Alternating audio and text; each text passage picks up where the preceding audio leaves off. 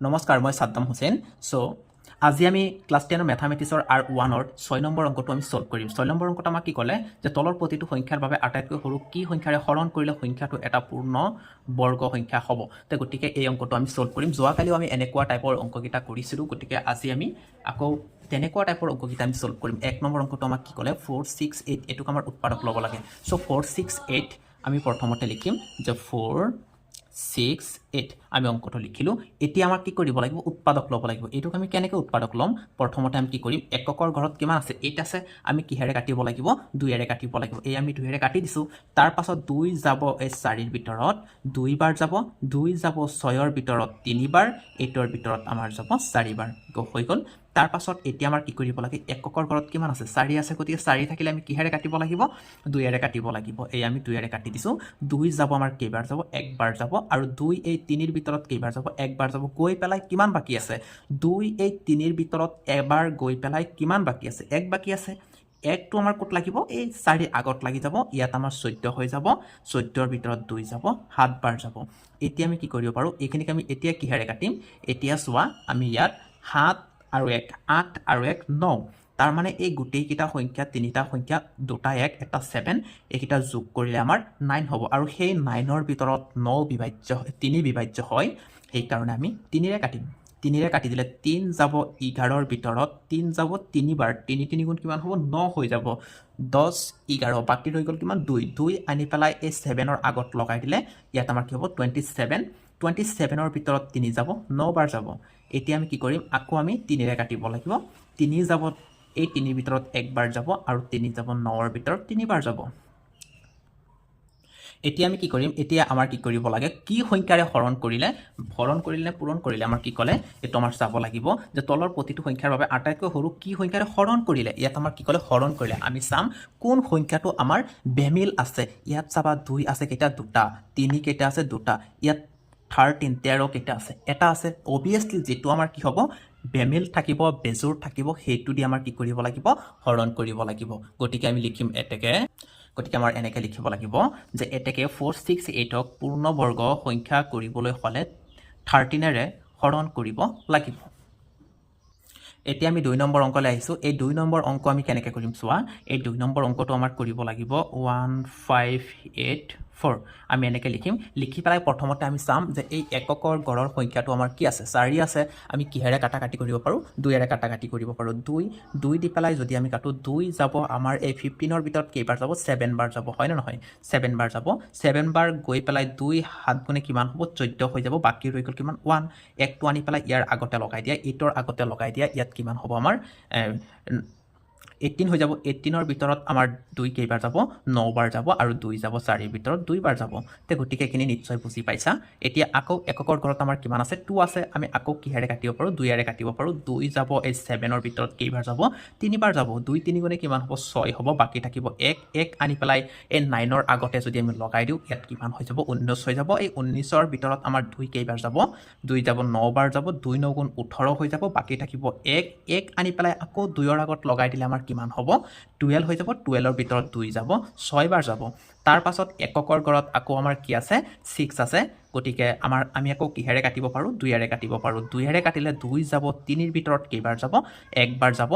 বাকী থাকিব কিমান? 1 থাকিব। সেই 1 আনি পেলাই আকৌ 9ৰ আগত লগাই দিলে ইয়াত 19 হৈ যাব। 19ৰ ভিতৰত আকৌ 2 কেইবাৰ যাব? 2 যাব 9 বাৰ যাব। বাকী থাকিব কিমান? 1 থাকিব। 1 আনি পেলাই 6ৰ আগত লগাই দিলে আমাৰ কিমান হ'ব? 16 হৈ যাব। আমাৰ 16ৰ ভিতৰত 2 কেইবাৰ যাব? 8 বাৰ যাব। নিশ্চয় বুজি পাইছা। আকৌ আমাৰ কিহেৰে কাটিব লাগিব? আকৌ আমি 2ৰে কাটিম। 2 যাব এই 19ৰ ভিতৰত 2 কেইবাৰ যাব? 19ৰ ভিতৰত 2 9 বাৰ যাব। 2 9 গুণ 18। বাকী থাকিব 1 1 আনি পেলাই যদি আমি এই 8ৰ আগত লগাই দিওঁ, ইয়াত আমাৰ কিমান হৈ যাব? 18 হৈ যাব। 18ৰ ভিতৰত আকৌ 2 যাব, 9 বাৰ যাব। এতিয়া আকৌ আমি কিহেৰে কাটিব পাৰোঁ? 3ৰে কাটিব পাৰোঁ। 3 যাব আমাৰ কেইবাৰ যাব? 3 যাব 9ৰ ভিতৰত 3 বাৰ। এই 9ৰ ভিতৰত 3 বাৰ যাব। আকৌ আমি কিহেৰে কাটিব পাৰোঁ?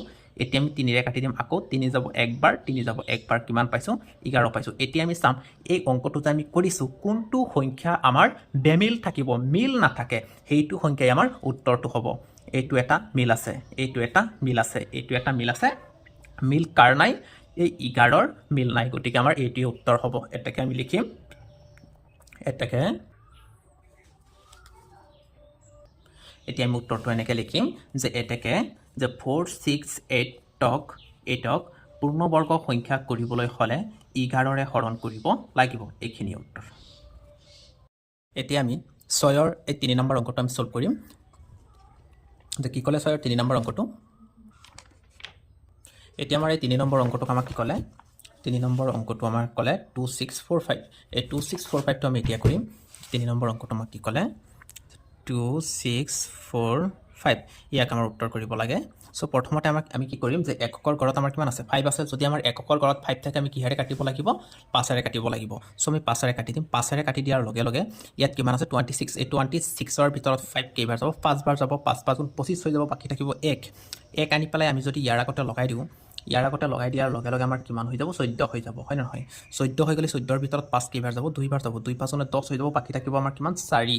4 আনি পেলাই যদি আমি ইয়াত লগাই দিওঁ, এই 5ৰ আগতে যদি আমি লগাই দিওঁ তেতিয়াহ'লে আমাৰ কিমান হ'ব? 45 হৈ যাব। 45ৰ ভিতৰত আমাৰ 5 কেইবাৰ যাব? 5 যাব। 9 বাৰ যাব। 5 9 গুণ 45 হয়। গতিকে এতিয়া আমাৰ কি হৈছে যে 5 to 9 হৈ গৈছে। ইয়াক আমি কিহেৰে কাটিব লাগিব? 23ৰে কাটিব লাগিব। 23 যাব। 23 বাৰ যাব। এতিয়া ইয়াত আছে এটা 23, ইয়াত আছে এটা 23। উত্তৰ কিমান হ'ব? 5 হৈ যাব। এইটো বেমিল থকাটো আমাৰ 5 হৈ যাব। এতিয়া আমি উত্তৰটো এনেকৈ লিখিম এতেকে 2645ক পূৰ্ণবৰ্গ কৰিবলৈ হ'লে 5ৰে হৰণ কৰিব লাগিব।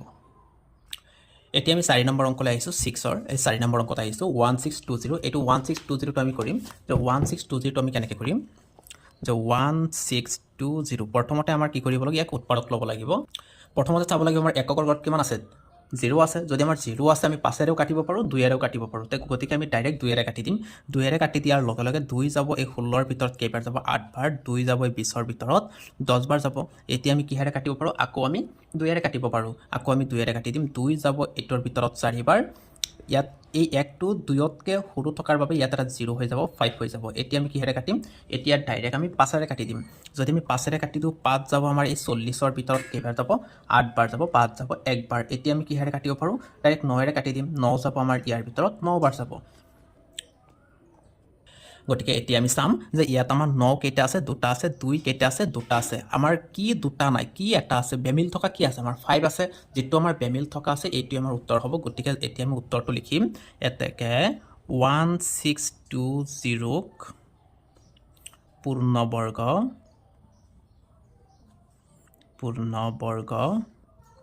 কৰিবলৈ হ'ল। আমি উত্তৰটো এনেকৈ লিখি দিম।